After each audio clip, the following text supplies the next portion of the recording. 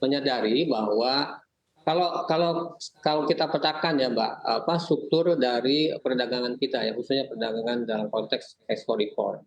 Kita selama ini mungkin kalau kita lihat mayoritas kita berdagang dengan negara-negara di Asia Timur dan Asia Tenggara.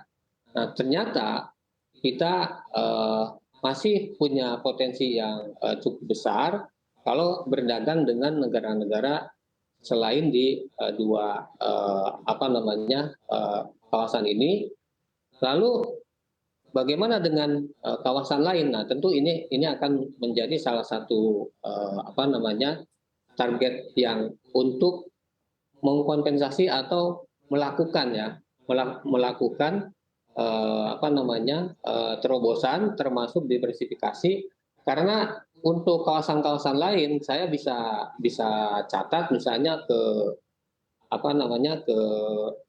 Eropa Timur itu selama bulan Juli yang lalu juga naik signifikan, lalu ke Afrika, bahkan ke Afrika naik, baik misalnya ke Afrika Selatan, ke Afrika bagian tengah, ke Afrika yang bagian selatannya juga itu meningkat cukup signifikan.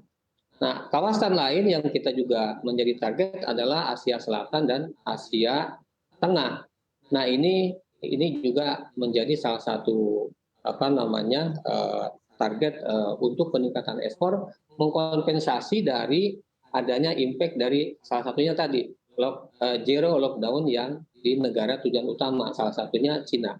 Kan sekarang peta untuk perbaikan penanganan COVID dan situasi negara masing-masing sesuai dengan status COVID itu saya kira sudah tergambarkan, sehingga kalaupun di Cina mengalami sedikit kendala, tentu kita tidak seterusnya menggantungkan kepada pasar Cina yang merupakan selama ini pasar terbesar dari produk-produk kita.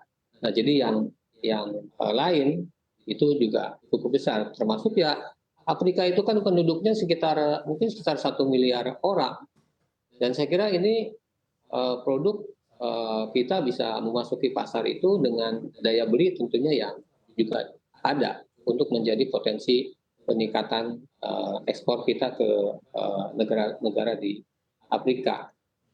Saya mencatat Mbak, ke Afrika Tengah misalnya bulan Juli itu ada naik bahkan 106% dibandingkan bulan Juni, lalu ke Asia Tengah naik 55%, lalu kemudian ke Eropa Timur juga naik 28%. Nah, ini tentu adalah gambaran yang kita cukup bisa memberikan optimisme, kita bisa mengkompensasi tadi adanya keterlambatan atau pelambatan ekonomi di Cina.